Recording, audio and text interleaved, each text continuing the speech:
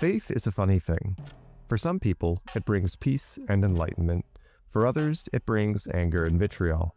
And sometimes faith, especially someone else's faith, can become a living horror for those exposed to them and their actions.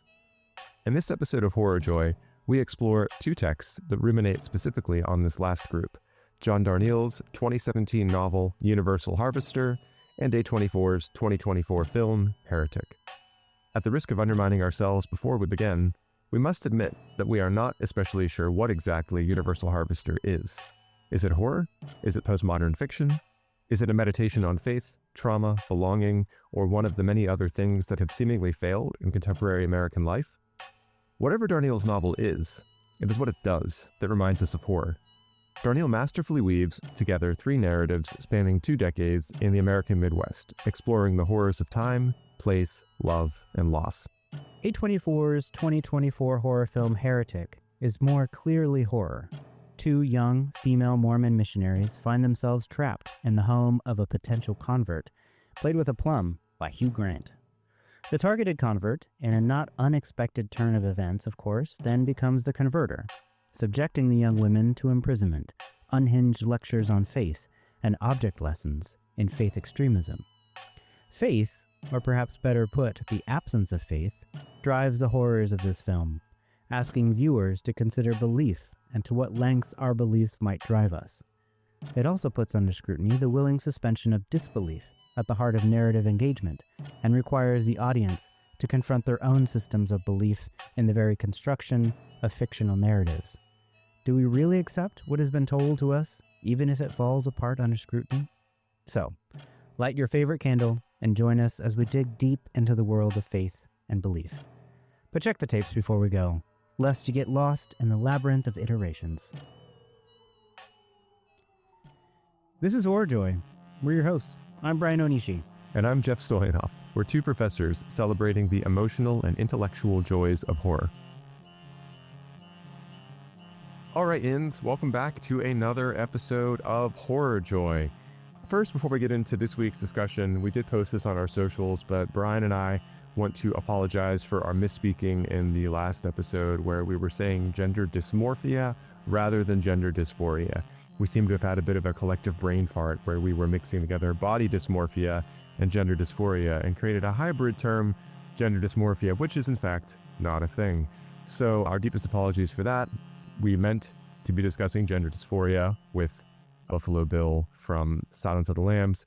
You can go ahead and go back and listen to that episode if you'd like to learn more about that topic. But this week, we are tackling faith yet again, and the intersection or the overlapping of faith and horror with 2 texts, A24's 2024 film Heretic, and then John Darnielle's 2017 novel Universal Harvester. We're going to start with Heretic. Heretic's a film that just came out in September of 2024. It was released in the United States November 8th, 2024. It's a fun little horror movie that has 2 Mormon missionaries who are going around trying to convert people. And so this is probably something you're not unfamiliar with if you've ever traveled around parts of the West, especially like around Utah directly. You've probably had Mormon missionaries in your neighborhoods, no matter where you live. I mean, I think growing up, even in Pennsylvania, we'd have Mormon missionaries come through from time to time, usually wearing the uniform of the white shirt, black pants, black tie, carrying, I don't know if it's their Bible or whatever it is they call it, but it's the Book of Mormon, I'm going to assume, parodied wonderfully in the Trey Parker and Matt Stone, The Book of Mormon. Back to Heretic. In this film, we have these 2 young female Mormon missionaries, Sister Barnes and Sister Paxton, who are going around trying to get converts for their local church. And they apparently, earlier in the day, were led to believe had encountered this man, Mr. Reed, who invited them back to his home to then further discuss their church, their faith, and potentially convert him.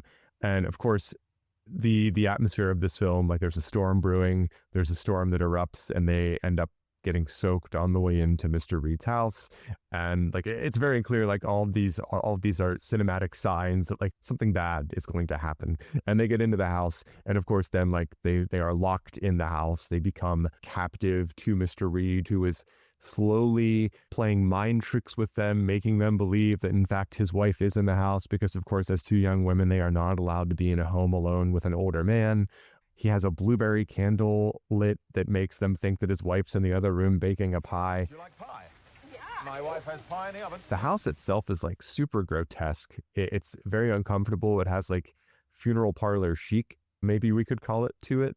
It's like something right out of the late 80s, early 90s that's never been updated. And it just, I don't know, it was very uncomfortable for me just to watch that scene. I'm thinking like, ugh, I've been in these rooms. This is not a comfortable place to sit. And then once they realize they're captured, he goes on this like the second half of the film. The last 3/4 of the film are just Mr. Reed ranting about faith and talking about how he's gone through every faith and tried to test the lengths of belief, and he in fact doesn't believe. And in preparing for this episode, I read through that there's not a lot out there, y'all, on either Heretic or Darnielle's Universal Harvester as far as criticism and secondary sources. So we were left to look through like reviews and the whatnot. And there was one review I read, and I'm forgetting where it's from exactly, but it was a faith-based publication, I think out of the Church of Latter-day Saints. And this person was critiquing the character of Mr. Reed for kind of just being this very stereotypical atheist who says you're only a believer until you've gone through and suffered. And once you've suffered enough, you no longer believe. And maybe that's something we'll get into today, thinking about the horror of this film. But that's kind of essentially where the film ends. Like eventually sisters Paxton and Barnes are tested and they come through on the other side. We find out some things about both of them, how perhaps like they're not as pure as, you know, they might put off, things like that along the way. But in the end, they do escape the horrors of Mr. Reed's house. And the horror that we're left with is maybe contemplating, you know, to what extremes do faith or the absence of faith take us? And so a suitable film for the period of time that we're in. I think that, you know, depending on your perspective, we've done episodes, Brian and I have done episodes on Christian nationalism, and I think there is an argument to be made that Christian nationalism in many ways is a vacuous center that doesn't really have a faith. It has a dogma, but not a faith. And those are some terms maybe we should parse out a bit. Dogma is just a system of beliefs that one adheres to without question. Faith in many traditions is something that Brian, I know we want to get into perhaps a bit today, is in many traditions is about mystery. And faith is being comfortable in mystery. Faith is being comfortable in not knowing. Having been raised in the Catholic tradition, this isn't an American Catholic thing, so let's be careful here. Let's not get into our Peter Thiel and J.D. Vance territories of American Catholicism. But you can turn to straight white American Jesus for information on that. But in more intellectual Catholic faith traditions, like I'm thinking of the Jesuits, for example, there's a lot of discussion about discernment and mystery, and sitting with that and being comfortable sitting with that is the description of faith. So one of the horrors of this film is witnessing Mr. Reed and his discomfort in not knowing, and then like what that leads to for Sisters Barnes and Sister Paxton, who do seem to be kind of very comfortable in their faith. I wouldn't say they're theocrats or they're necessarily like zealots of any sort, but they just seem to have a comfortableness with their faith. And maybe for some folks that is part of the horror of this film too. I think it's gonna, you know, your mileage is gonna vary for each person, but the basic horror trope we have here is an abduction. Like an abduction that two women walked into, perhaps unknowingly, but it is an abduction trope of a straight, we assume, white man who has two women now trapped in his home, who he is going to borderline torture in order to prove his point. And I mean, if that's not Christian nationalism, I'm not sure what is. So, Brian, there's our brief preview getting into it. I know there's a lot to talk about with this film. I know that you really enjoyed this film. We've talked about it a lot, and we've been waiting for the moment to bring it onto the podcast. So, why Heretic? Why now? What elements of faith horror do we see here that are particular to this film as opposed to, say, some of our earlier episodes? Yeah, I did really like this film. I went to see it, and I had the movie theater all to myself. There was nobody else in the theater with me, and there's something really kind of uncomfortable about that. It was raining the day that I went, and there are scenes, if you know the movie, the kind of the wetness of it is palpable. Like there's lots of dripping, and there were times when I was like, where's that sound coming from? Is somebody else in here? I know I'm alone. Why am I hearing sounds somewhere? Discomforting, but I really like this movie. I think I want to talk about this as we get further into it, but my initial read of the film was that the setup was great and the final third just kind of falls apart. As I kept thinking about it, I think I was wrong about that. And I want to give my argument for why I don't think that it falls apart. In fact, it's incredibly smart. The more that I think about it, the more that I like this movie. So I really like what's going on here. I talked about this in Severance. I love a kind of mystery box story. That's part of what's going on here. The mystery kind of unfolds, as it were. They're maybe trapped in a box. I think something you said earlier that I want to hit on is that not only is it that the two women that make up the kind of 3-part story here, right? Or, there's only 3 characters really that we get. Topher Grace is thrown in there as the elder, and I always think Topher Grace is misused. Anyways, move past that. To the sense that the church sent them there, right? It's not just that they kind of walked into it, it's that the church sent them there. The church is sending them into danger. I don't know if there's something there that we want to talk about. Here we're talking specifically about the Mormon Church, Church of Latter-day Saints. I grew up with a lot of Mormons in Southern California. A lot of friends were Mormons, and so this makes a lot of sense to me in many ways. I want to hit on just a relation to Longlegs, because so many of the failings of Longlegs that we talked about, the lack of a mythology, the sense in which Longlegs, the character played by Nicolas Cage, wasn't scary and kind of vacillated between this kind of like satanic mastermind or silly kind of sad guy in a station wagon. I think Mr. Reed is what Longlegs could be. He's uncomfortably charming, and he's smart and has built this kind of this mythology that has drawn people in and justifies what he's doing. It's unclear, right? I think we can talk about this too, whether or not his version of the history of religion or comparative religion is actually like holds up under scrutiny. I'm not sure that matters, but he's very scary to me. He is calculating and, again, compelling, intriguing. He's seductive in a non-sexual way. He draws them in. And, their politeness certainly plays a role in that. All that to say, I think there's something about this that fulfills what Longlegs was trying to do in some way, or at least doesn't fail where I think Longlegs failed. Okay, I want to talk about Mr. Reed just a little bit. You mentioned mystery, and his name itself had me thinking of 2 different things. One is mystery. So there were times when the sisters were saying Mr. Reed really quickly, and it kind of just sounded like mystery. So mystery, mystery, mystery. That's what we're after here. And like you're saying in the Catholic Church or in the Anglican Church or Episcopal Church, which is what I'm certainly more comfortable with, there's a recitation of the mysteries of faith where Christ has died, Christ has risen, and Christ will come again. We can think about these as iterations. So there's a kind of sense in which the mystery of faith is right there. There's the sense in which faith is required to not be filled in by knowledge. There's always a gap. There's always a gap between what I have faith in and what I know. That is to say, what I have as a fully graspable, founded by evidence claim. So we can talk about the difference between faith and belief there. The other part, though, is, so Mr. Reed, they mention this because he reads a lot. It sounds like Mr. Reed instead of R-E-E-D, it's R-E-A-D.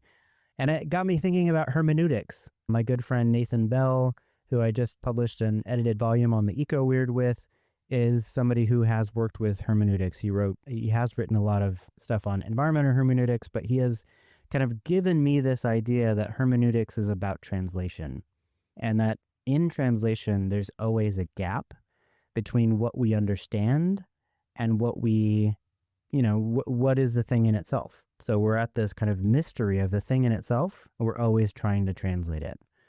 I have so much to say about this. I think I want to throw it back to you here, but I think one of the things I'd like to talk about, if you're up for it and willing to, is the way that this movie sets up so much of what it's trying to do and pays it off.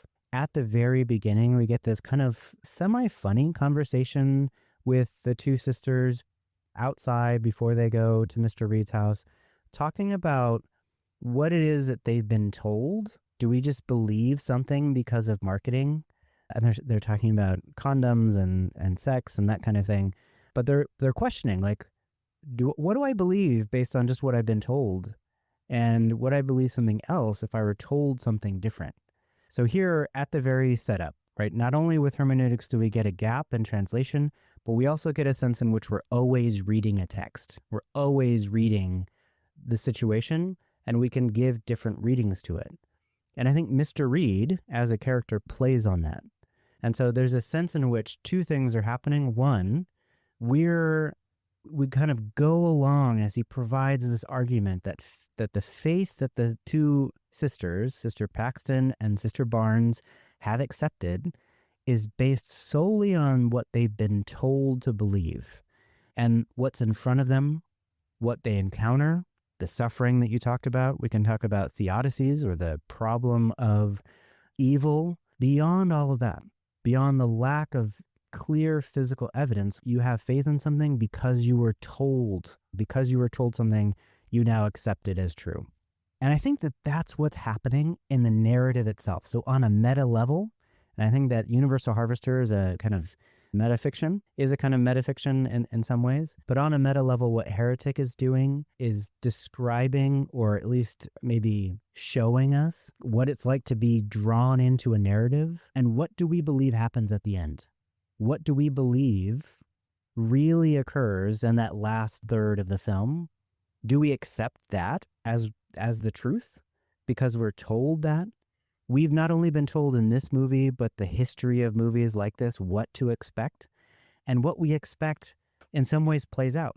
But that, I think, should in some way give us doubt. So I think that the writers, directors, Scott Beck, Brian Woods, they're playing with us. They're telling us about belief, and they're showing us that in film themselves, in narratives themselves, we are given a situation and we're told what is and what is not happening, and we accept that. Either we believe it or we don't. There's a willing suspension of disbelief. Do we take that up or do we not? And so that was a lot of thoughts there. I really like this. I have more thoughts about what's going on, but I want to hear what you have to say. Anything that I said, or just other thoughts about Heretic. What do you got, Jeff? Yeah, I really like thinking about this film as a horror film about belief. So a lot of what you said there is resonating with what I've been thinking about it. When you were describing Mr. Reed, R-E-A-D, it got me to thinking that how in some ways this film is very much an intellectual saw, in the sense that it's a game. Like there's a house where there are going to be traps. Rather than Jigsaw, we have Mr. Reed, who is playing this intellectual game, who's testing the limits of faith for viewers, for both of our missionaries who are trapped in the house with him, for himself in some ways. Like, it seems like he's certain in uncertainty, might be a way to put it. When you were talking about hermeneutics, it was ringing a bell in my mind, and I did a quick Google search for a academic monograph that I'm really familiar with from my time in graduate school. It's Rita Copeland, who is distinguished professor at University of Pennsylvania, an excellent medievalist, just gave a fabulous keynote address at the Sewanee Medieval Colloquium 2 weekends ago. But her book from 1991, Rhetoric, Hermeneutics, and Translation in the Middle Ages, got me to thinking about what you were saying about with Nathan, with how hermeneutics requires some types of translation as well. This was a common practice in the Middle Ages, that part of hermeneutics was also part of translation, because it's the idea of how do we understand texts. And if we're looking at biblical texts especially, we are at the, I don't want to say tail end, but we are in an ongoing period of where the Bible, for example, has been translated in English longer than it has any language probably prior to. I mean, I guess it was in Latin for quite a long time. So there's that. But I mean, as far as like vernacular languages go, the translation of the Bible in English we're in over 500 years of it at this point, but it's been translated more times into different versions of English in that period than it had been ever translated prior, which is to say, the Latin Vulgate was translated out of the original Hebrew and Greek. And then there's the whole, when does Aramaic come in and all these other issues. So, but like the problem with hermeneutics is the idea of you're passing information from generation to generation. And then how does translation affect that? With the idea of belief, in this film. That's very much the line of argumentation that Mr. Reed is giving us, that how can we believe these things when they've been translated over and over and over again? Talking to you about iterations. And our two missionaries, Sister Barnes and Sister Paxton, they don't seem to find a problem with this. They seem to believe that the underlying message of the spiritual holy texts that they believe in transcends translation. It's not affected by translation.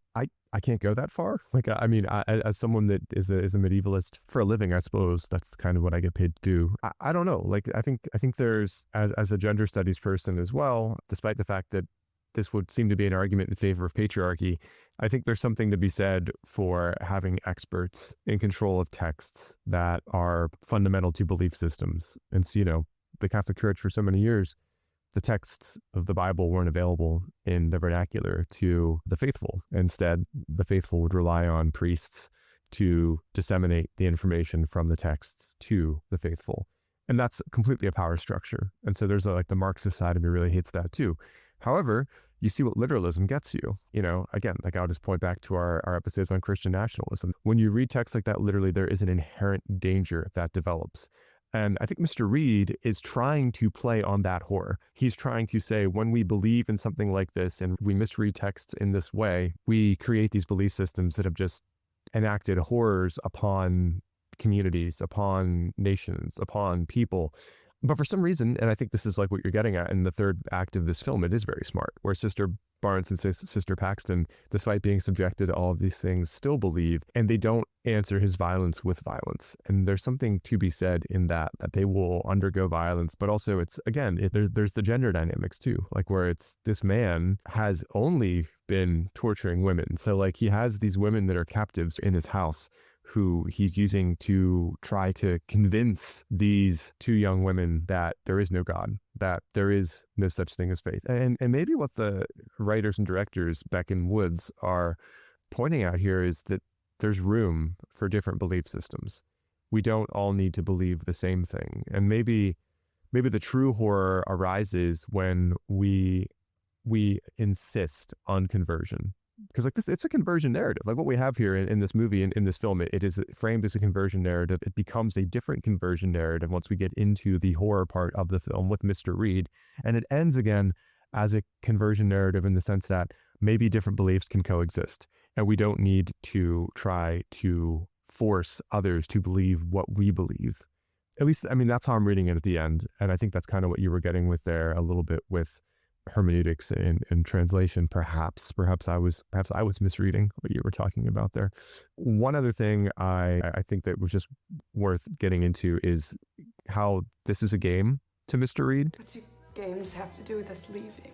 Everything. I'm looking here at some of the notes that you've compiled for the movie, and I had forgotten that there's the Monopoly board game that was the Landlord board game. And this is one of the other object lessons he tries to use, showing us hermeneutics, showing us translation, how an idea is stolen from somebody else and then they use it to profit. And it's a really dark view, frankly, of organized religion, that it's just an ongoing pyramid scheme or a Ponzi scheme. Arguably, I guess in some ways maybe you could make that point depending on which belief or what faith tradition rather you're looking at.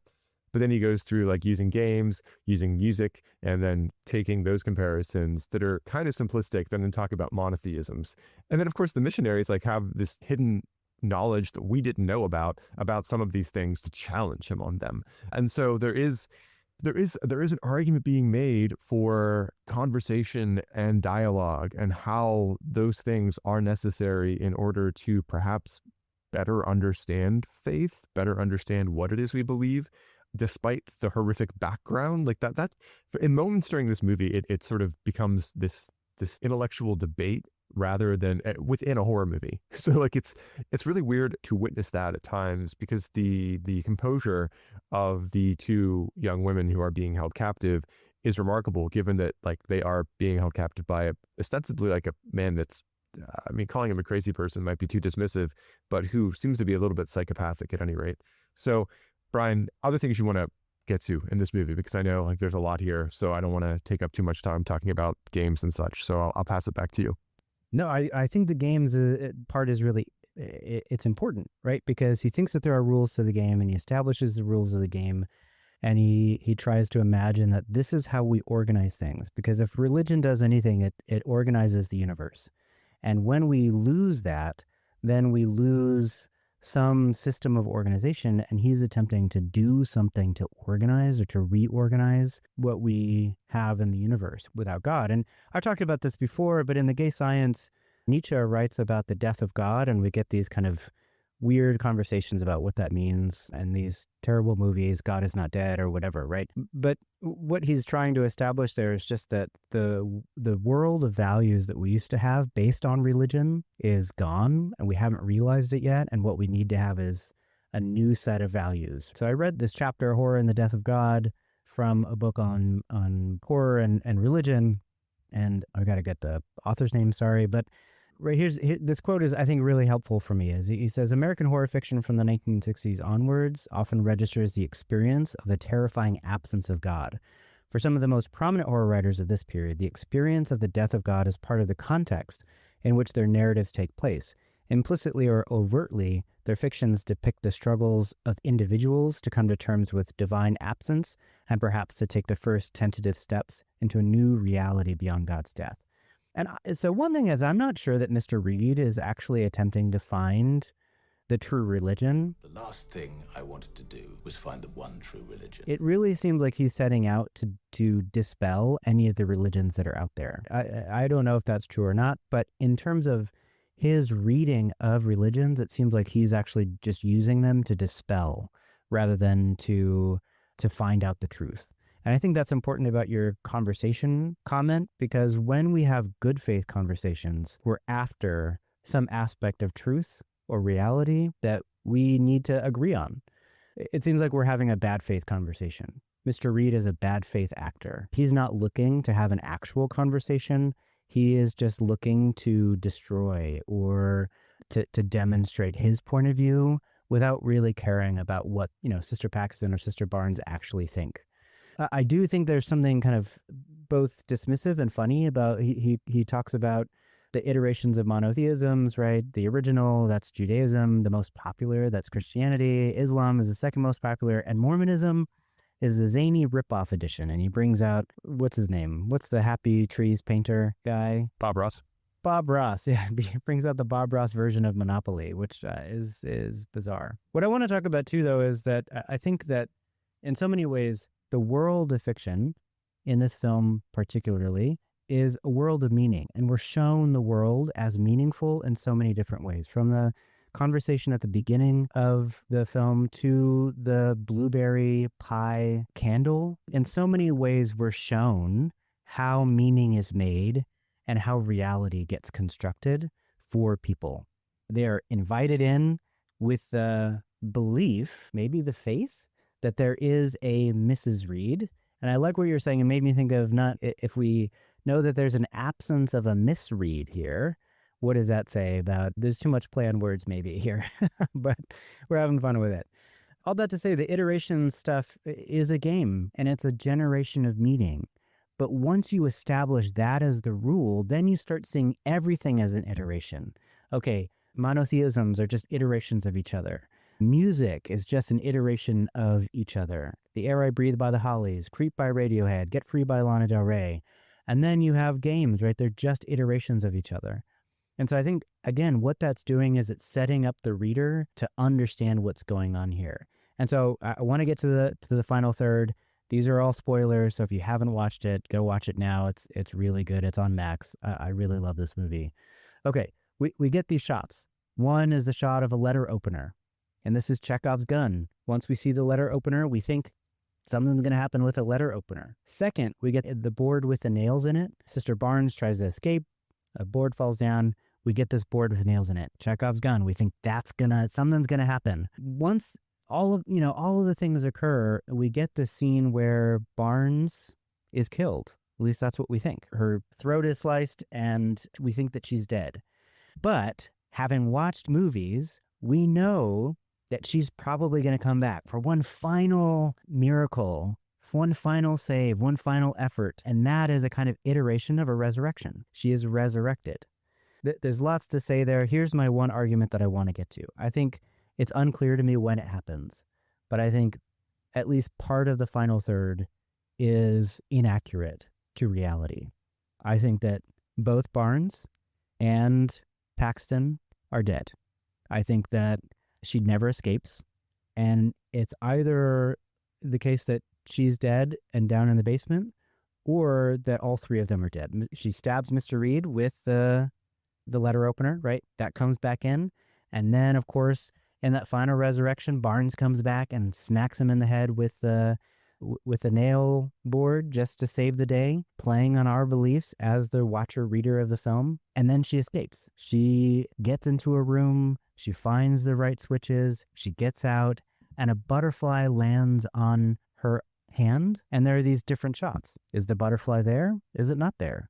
She told a story about how if she could come back, she would come back as a butterfly. When I die, I want to come back as a butterfly. Is she actually dead? I'll land right on their hand. Maybe it's Barnes, maybe not. So they know it's me. Regardless, I think there's an ambiguity here at the very least, such that what is happening is that the filmmakers have given us a world of meaning. They've led us down into the labyrinth, exactly where they want us to be, into believing that Barnes comes back, that Paxton is saved, that she escapes, that her phone now has signal, and she gets the help she needs, and maybe even Barnes gets the help she needs. Maybe she doesn't die. All that to say is I think that final third of the film is an iteration, maybe of a resurrection story, but of the meaning of stories in general. We are told what to believe, and we accept it with faith or belief, or if we think that it falls apart, maybe our disbelief is too strong. We haven't accepted the world that the filmmakers have given us, and we think that it's too far.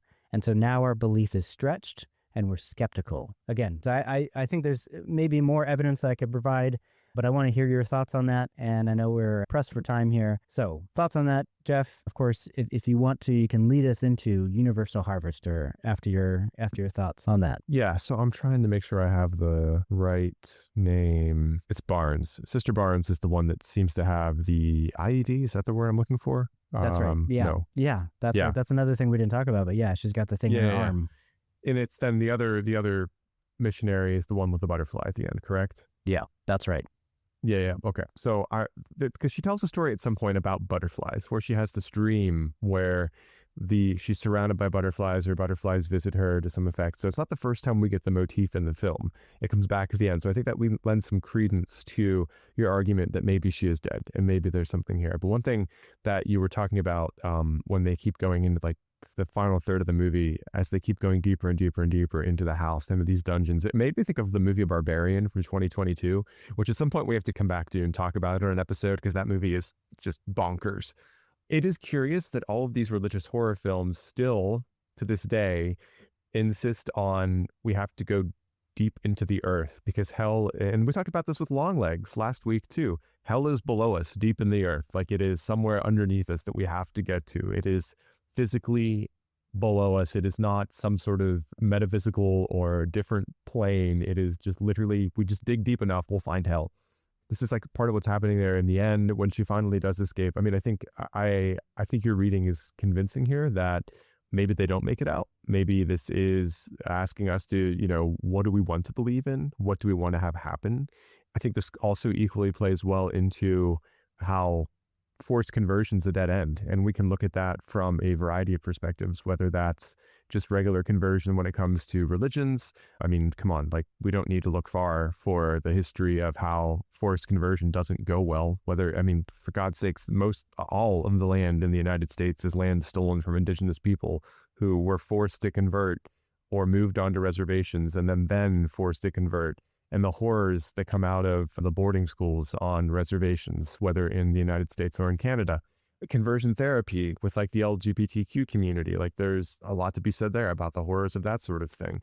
For No One to Survive would be an excellent commentary on conversion and how there's something potentially about conversion that is ultimately sterile, that it isn't fertile. Proselytizing achieves exactly the opposite of what it intends. Rather than converting people to join it actually pushes them away, or like in this movie, kills them. So hopefully, listeners, if you haven't had a chance to view this movie, we'll go back and watch it, and we'd love to hear sort of your thoughts on this too. Brian, everything you said there, I thought was really great and really interesting. And I still keep coming back to the blueberry pie. Like, I think there's maybe something about Plato that we could look at here with like what our expectations are and what actually is happening with forms and the like. But it's maybe also just a commentary on how easily we can be tricked in the 21st century. Do you still believe that my wife is in the next room? How willing we are, Despite all the evidence to the contrary. to suspend our disbelief, which we talked about it in the cold open. How many times have you walked into a house and there's a candle burning that you don't put two and two together, like where you think, oh wow, someone's like, has fresh cut flowers, or someone is baking a pie, or someone's making hot chocolate, and then you realize, oh no, it's a candle, because like we've gotten that good at imitating reality with ersatz, essentially. There's something terrifying to me about that. I don't know. Like, there's something, I think, Walter Benjamin would love it, but I hate it. So I think our second shout out to Benjamin in this pod. Way to go, Walter Benjamin. I guess now, yeah, it's probably a good time to transfer. Speaking of things that are potentially artificial or not real, or meta-narratives, metafictions that make us question reality. Man, Universal Harvester does that in spades. I am so happy that I listened to this book. This was, listeners, a book that Brian has recommended, like, I think as long as he and I have known each other. Like, he's talked about this book glowingly. This is the one Darnielle book I hadn't read. I had read Wolf and White Van when it came out, when I think I was still in Pittsburgh at that point in time. And then I had the opportunity to see John Darnielle give a reading at the University of South Alabama when I lived in Mobile, Alabama. And it was awesome to get to hear him read his own work. I think he might have read a section of Universal Harvester, but the book had not yet been released at that point. So I missed that at some point along the way. I have read Devil House, which is his most recent book as well. And maybe that's something we'll come back to with if we ever do an episode, when we do an episode rather, on sentient houses or horror homes, whatever we want to call them.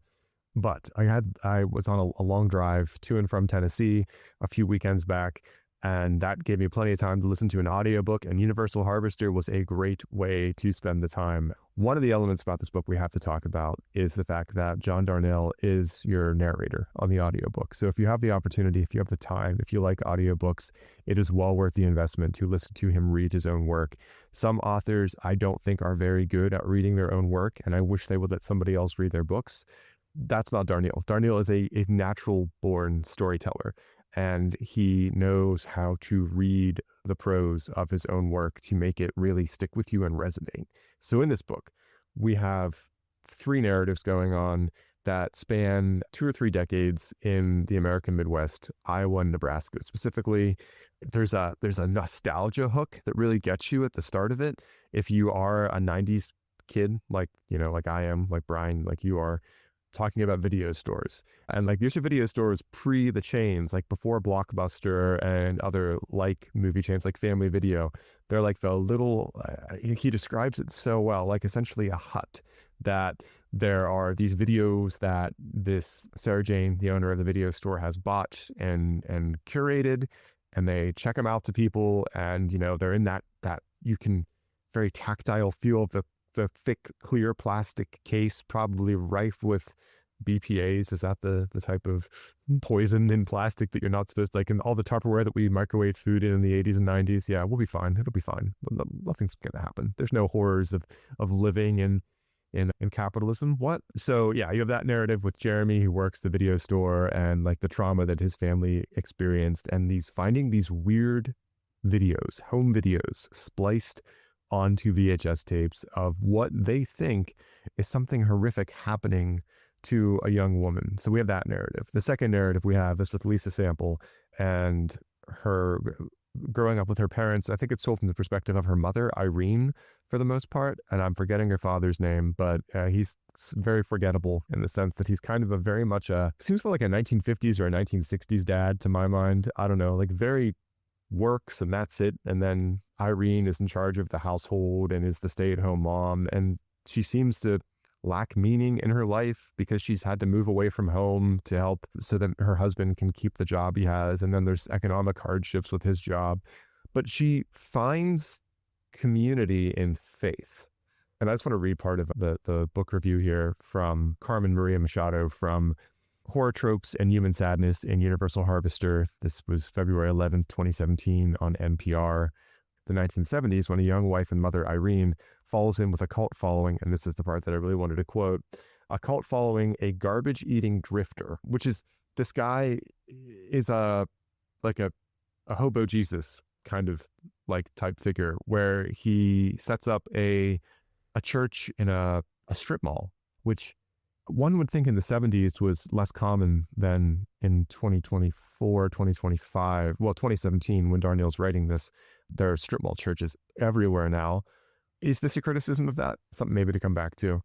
I find strip mall churches to be terrifying. I want no part of that. Thank you very much. There's something about a church and being a building specifically for worship that matters to me. But again, my faith tradition would make sense out of that for me. Then the final part, we have I guess, modern day, present day of the 2010s retired couple going around in an RV. And what they end up doing is discovering these tapes at the farmhouse they buy that Lisa Sample had been living at during the beginning of the novel. And then they're on a mystery trail. And like, this film just feels, I think I described it to you, Brian, I think I described it to you, Brian, as unfinished. Like, I just leave, and I think a lot of Darnielle's books work this way, but I left and I felt kind of sad. Not in the sense that anything particularly terrible happened to any particular character other than maybe Ezra, but just that, like, Darnielle really picks up on the unfulfillment of modern life in some ways. And this novel is another entry in that. So the horror that I think we could identify in this novel around faith is how faith can potentially rip people apart, how faith can take people away, how potentially faith and then finding that your faith was ill-founded can lead to like an unfulfilled existence in many ways. Because like we can think about faith broadly here. It's not just religious faith, but it's like faith in like your friends, faith in your job, faith in what you understood reality to be. And I think that's what Darnielle might be getting at here. He does open the book saying this is a story about mothers. And so like some of the reviews I've been reading are talking about how is this a horror about mothers and what happens to mothers. I'm not sure what to do with that. So maybe that's something that if you have thoughts on, Brian, we can get into. But if not, we can just forget that. Talk to me about Universal Harvester. I know you love this book. I know that you and I are still kind of trying to wrap our heads around, is it truly horror? Horrific things happen in it. Is that enough? If so, what are they? And what are we doing with faith here? Yeah, so if I could give an argument for why you should read this book, I think the first third of the book, right, if it's broken up into three parts, the first third of the book is really unsettling. And it's hard not to give away spoilers here, but the whole setup, it's nostalgic, videotape era, a guy that works there, Jeremy, he finds very unsettling, although not explicit, films hidden on these VHS tapes. So again, there's something about expectation here. You expect to watch She's All That or whatever movie you're watching, and all of a sudden there's a dark clip of somebody in a barn, and maybe they're being kept against their will. And then you go right back to She's All That, right? And there's something here about like, maybe we watch all the horrors that are going on in the world on the news, and we see all the things as we doom scroll, and then we go back to our life, harder and harder to do, I think. But Universal Harvester pulls you in because there's this mystery. What is going on with these tapes? What is happening? But beyond that, the richness of Darnielle's world is this kind of Midwestern storytelling about who went where, right? You keep a geographical history of where everybody's kid went and how they're doing and maybe their ailments and how they're getting older. And that feels so homely. I think there's a tension here between community and sadness, and the two being wrapped up in one another. There's definitely grief, so I'm not sure if we can call this the horror of motherhood or something like that, but there's the absence of mothers. Jeremy loses his mother. She's not in the story at all. She was lost to a car accident before we even meet Jeremy. And what we get are these two men, Steve, his dad, and Jeremy, figuring out how to make meaning out of their world. And one thing that helps them to make meaning, again, organizing their understanding of reality of these tapes. One, they organize their time. They watch videos, they watch movies at the end of the day. So that organizes their time. And then it's disrupted. And this disruption allows for a different pathway forward. What I think is really compelling about that is that once we move beyond the kind of danger of these clips, we get deeper and deeper into the story of Lisa Sample, whose mom seems to have been abducted, converted, what's the difference, by this kind of sect of Christianity. And they never find her, right? That's the spoiler.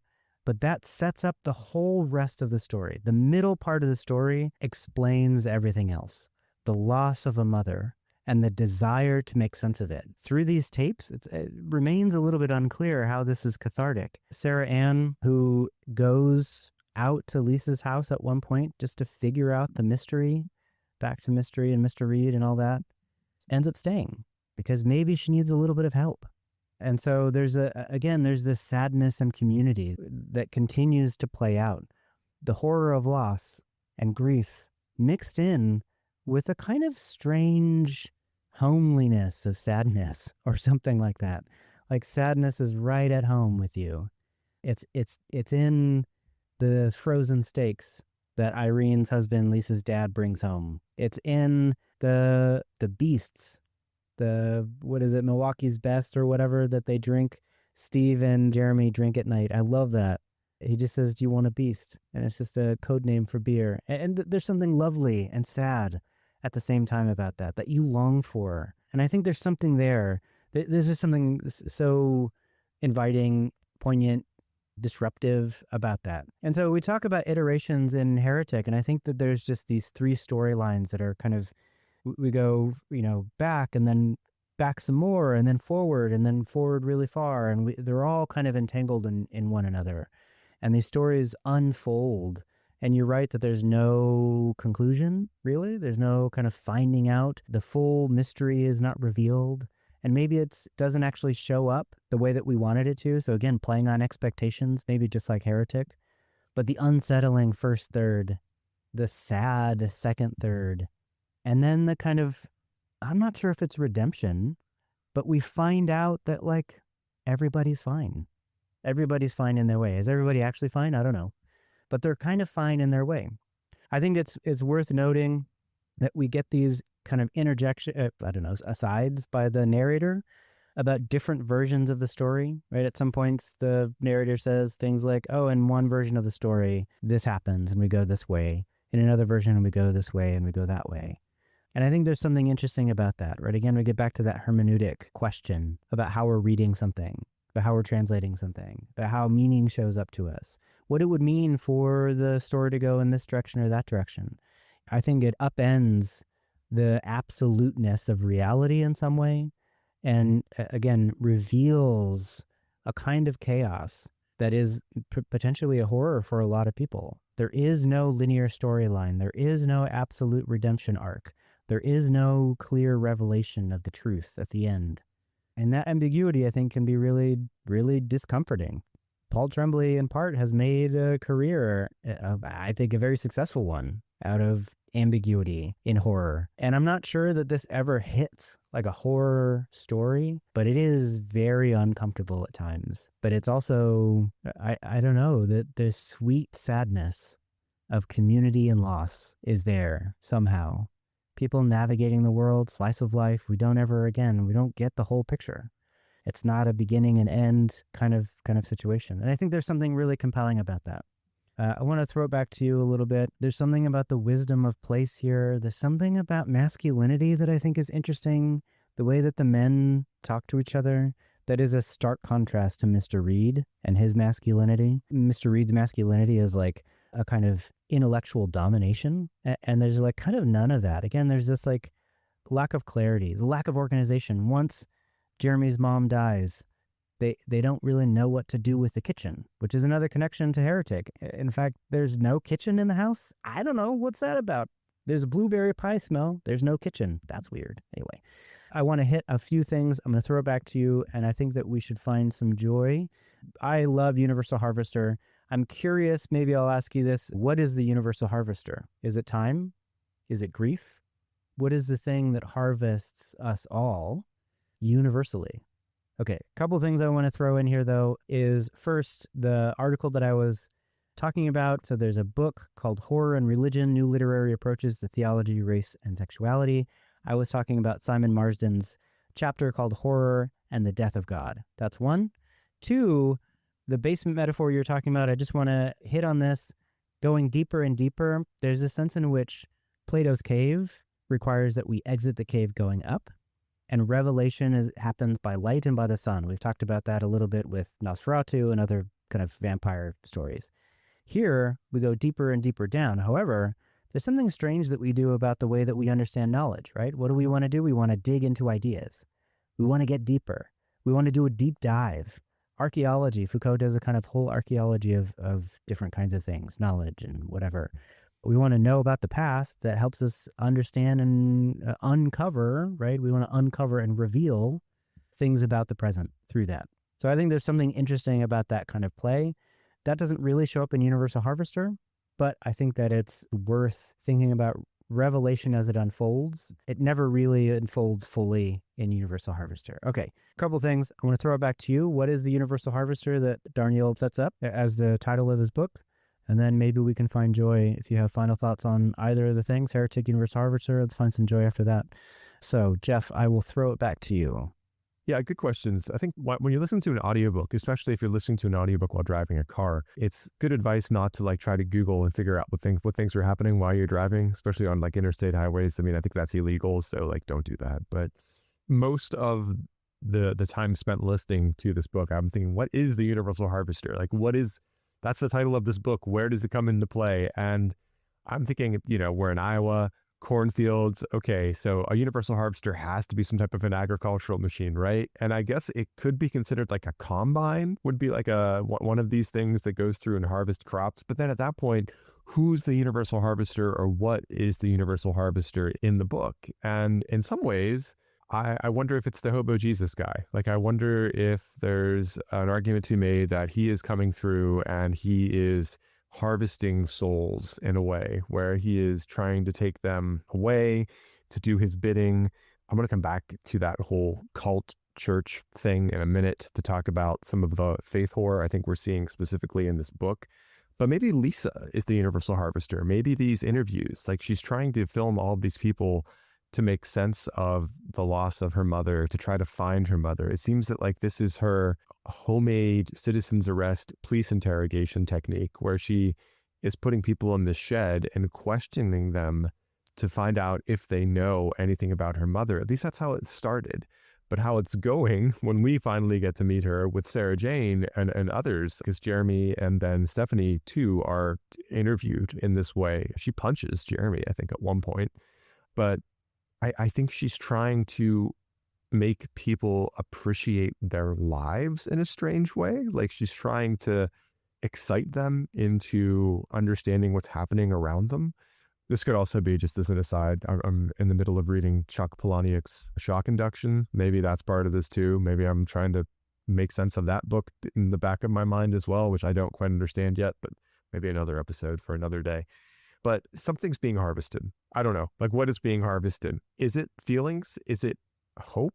Is it, because like this book, I don't know, at the end, like, is it redeemed? Like, I know you bring up this point in the third act with the family at the end. I don't know. Like, I don't know that this book feels like there's hope. I feel like I don't want to accuse Darnielle of nihilism, but at the end of the book, part of you is kind of like everything's meaningless. Like none of this amounted to anything. And yet everyone is fine. You're right. Maybe that's just a sad truism about everyday life, like where overall, a lot of what we do is meaningless, but we'll be okay. Like, I don't know. I don't know about that. It seems like an unexceptionalism, and I'm not a huge fan of American exceptionalism, but that take seems rather unexceptional. But also but there clearly is something about leaving a record, and they want this record to then infiltrate the popular media that people are watching, so that something about each of these people is left and not forgotten. And maybe that's what Lisa is concerned about. She's concerned about her mother being forgotten. And these little narratives she's creating are a way for her to keep her alive, even if in her own mind. To get back briefly to the horror of the strip mall church, and we can then maybe start to look for some joy. I think that's probably good. When you get the narratives around Irene's time spent in worship, in congregation, I don't know exactly what you'd call it. In some ways, it almost reminds me of a Quaker meeting where people are just sitting in a room, and as the Spirit moves them, they're speaking. But in other ways, it's very much like a Old West snake oil salesman type church where you have one pastor up there handling snakes, having visions, having fits, and then just reading cherry-picked pieces of the gospel, very cherry-picked pieces of just biblical text. And again, reading them literally when they are meant either as hyperbole or allegory or metaphor. And as a result, like kind of radicalizing his congregation to then leave their families and go off and try to start their own version of the strip mall church. I mean, there's the whole weird narrative where Irene stops eating and keeps a bucket next to the sink that she just puts her scraps of food in, and then they go and they share this bread, or well, they share that's like the actual part of the mass. They share the food in like in a weird communal type setting. Those parts of the narrative are very unsettling because you know what's coming before you see it. I mean, we've seen this radicalization in our own country with people that we probably either were family or friends or neighbors or whomever. And whether it's just the MAGA cult or it's just Christian nationalism, we've seen this happen before our very eyes. And like in 2017, I don't think Darnielle's responding directly to that. I mean, maybe he is. Maybe he's a prophet in that way. I don't know. But I think he's just responding to people trying to find meaning in, like we said in the cold open, an increasingly meaningless world. We've talked about this before on this show. Like one of the tropes we see being utilized in horror over and over again in the 21st century is the horror of meaninglessness. It's terrifying to exist in a world that lacks meaning. And maybe, Brian, you're right, that the joy in this novel is that folks do find even the little things to make meaning. And there's something joyful about that, where they can go on with their lives despite the overwhelming void of meaninglessness that seems to surround them. They find a small thing of hope to latch on to keep them afloat so they don't go down that dark path of radicalization and then end up being a trash can preacher or whatever happens to those people. So that's a little bit of joy with a lot of not joy there, but I'm going to pass it to you first to talk about joy so I can get myself in a more joyful mindset to talk about some of the joy we've discovered today. So Brian, joy or any response to some of the things I'm saying there, or where are we seeing joy in Heretic and Universal Harvester? Yeah, first thing, I want to say that I think the argument that I would give is that the Universal Harvester is something conceptual, that is something like time or loss or death, taxes maybe, right? But I think death comes for us all. It takes us all. I think the harvester metaphor is hard because we tend to harvest things for the sake of using it as something else. It could just be the fact that death and time and loss all happen for all of us, at least as if we live long enough. You know, one thing that gets talked about in Heretic is Mr. Reed is talking to the sisters and he's like, let's, accept that Judaism is the oldest monotheistic religion. Why is that the least popular or one of the, lowest numbers of people? He says that there's no door-to-door salesman for Judaism, but there is for Mormonism. You're going door-to-door. You're trying to sell your religion. Something interesting here, right? The preacher is selling with pamphlets and this sense of meaning. And Lisa Sample gets taken up by it because she fails. I don't know if fails is the right word. Has a hard time finding meaning in the mundane. And I was thinking as you were talking, there's no salesman for the mundane. Except for maybe Darnielle. There's no proselytizing for the mundane life. Again, the sad sweetness of living in a community, of drinking a beast with your dad, of coming home from college and meeting back up with your family, with your sister, with your parents, your brother, whoever, and taking that conversation back up. The sad sweetness of things lost. that you find joy in.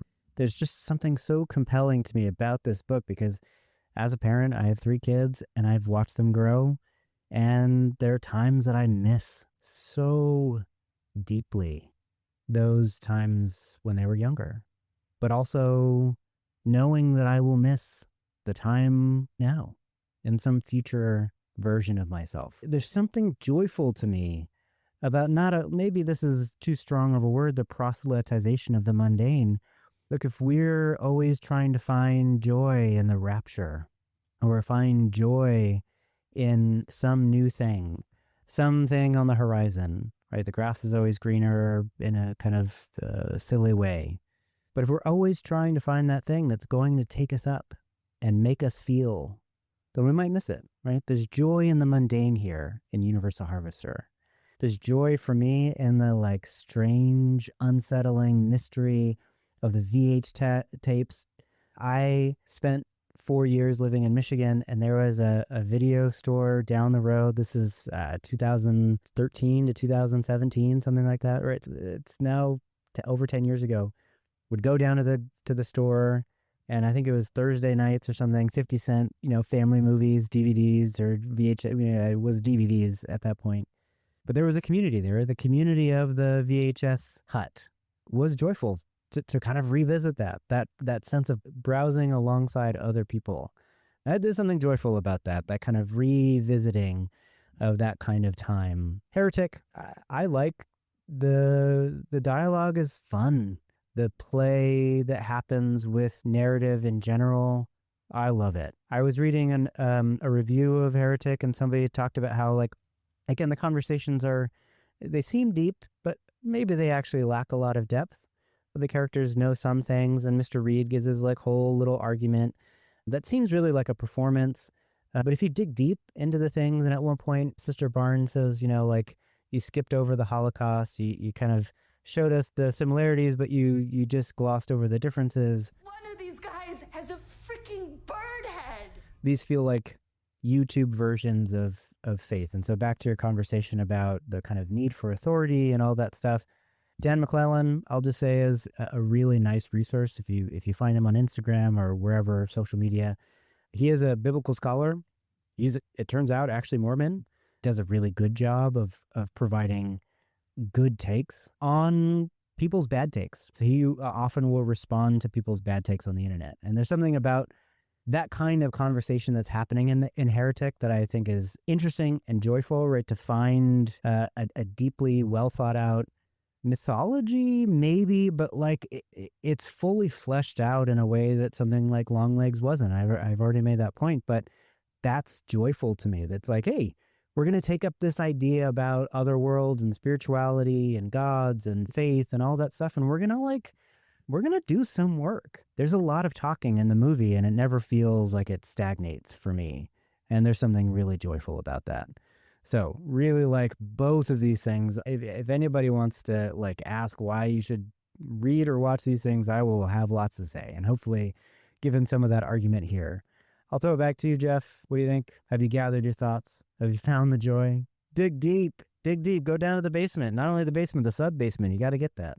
Man, I don't like basements in general. There's no joy to be found in basements or attics for that matter. So it's not even a matter of going down or up, but just if you own an old home, typically the problems you will find are in the basements and the attics. And I'm good. I won't find any joy there. So I'm not going to go there. So I do think Heretic's a really fun movie, despite the fact that it is a horror movie. There's an element of game in both of these texts, largely conceived, so the movie and then the book. Parts of Universal Harvester reminds me of Darnielle's Wolf and White Van, which is literally about a role-playing game that you go back and forth in the mail somehow to make sense of it. It has that same bittersweetness too in Wolf and White Van. That's just part of, I think, Darnielle's ethos. I don't know, pathos. This emotion is big for him, I feel, and I think he's trying to make us sit with it and figure out where this emotion works in our lives or how our lives are like this emotion. I don't know if it's joy for me. I think the fact that he brings these everyday folks and seems to show us that they survive and they persevere despite everything. There's something joyful about that. I think resilience, there's something joyful about resilience. The nostalgia moments in this book, absolutely. Thinking back to the old video stores of childhood. The one I remember fondly is like they built one about a mile away from my house that I grew up in. And so we could walk there to like get out movies, get out video games. There's very much like very 90s nostalgic moments in Steve and Jeremy's relationship where like, you know, it's a Friday night and they're watching a movie and the movie's not great, but it's something to watch. And so they're watching it, you know, and enjoying that and enjoying the company. There's something about film that builds community that I think that we didn't really talk about, but that could be a way of finding meaning in these movies. Maybe that's what Lisa's trying to do too in making movies. It's unclear in some ways, but I do find from an aesthetic perspective, the prose here is gorgeous. It's lucid. It's to the point. But Darnielle's a really good writer. Darnielle's a very good storyteller. And so I find it joyful to listen to him reading his work. And I find it joyful to just look at the construction of the prose of the novel. With Heretic, again, Hugh Grant is fantastic. So like, I mean, and so are the female actresses, but like seeing Hugh Grant like at the stage of his career do fun stuff is kind of hilarious. The movie itself plays with faith in interesting ways through horror, where it's joyful to think about what we believe and why we believe it, and maybe ask the question of whether our belief systems are really at odds with each other or have more in common than not. And I think there's a joyful, perhaps universality there, that our universalism, we might say, that we should be, rather than trying to pit each faith system against itself, find that shared belief system or the shared elements of those belief systems and not get stuck in a sub-basement trying to get our way out because someone's trying to convince us that there is in fact no God. Because let's be honest, like at the end of the day, whether or not I believe in God or you believe in God is inconsequential to each other unless one of us is trying to use brutalism, force, terrorism, or violence to get you to also believe how I believe. That's when we get into trouble. And I think anytime a film can point that out and make that part of the object lesson is also joyful for me. So, Brian, I think we found some joy. I think I've gathered thoughts. I'm not stuck in a sub-basement, so I'm particularly joyful about that as well. Yeah, so any final thoughts for you? Just the joy of narrative. I think that's here, how that organizes our lives into meaning, you know, like stories make meaning. And I think that's on display here, especially in Universal Harvester. All right, let's take it out. Like you said, we've done a lot of work, talked about faith, talked about belief, talked about Heretic, talked about Universal Harvester. If you haven't watched either, you know, if you haven't watched Heretic, recommend it. I would find Darnielle's book. It's really good. Wolf and White Van, I love. I did like Devil House, but these two, Wolf and White Van and Universal Harvester, I really like. Darnielle is also famous for being the lead singer, songwriter of the Mountain Goats. If you like music, that's there. But yeah, thanks for listening. Thanks for sticking with us. And as always, find joy even in horror. This has been an episode of Horror Joy, produced in conjunction with Axis Mundi Media. Thanks for joining us. We want to hear from you. You can find us at Horror Joy Pod on Instagram or at Horror Joy Pod on YouTube. You can also email us at horrorjoypod@gmail.com, all one word. And you can, of course, find us wherever you get your podcasts. Give us a like, subscribe, leave a review. Until next time, remember, seek joy, even in horror.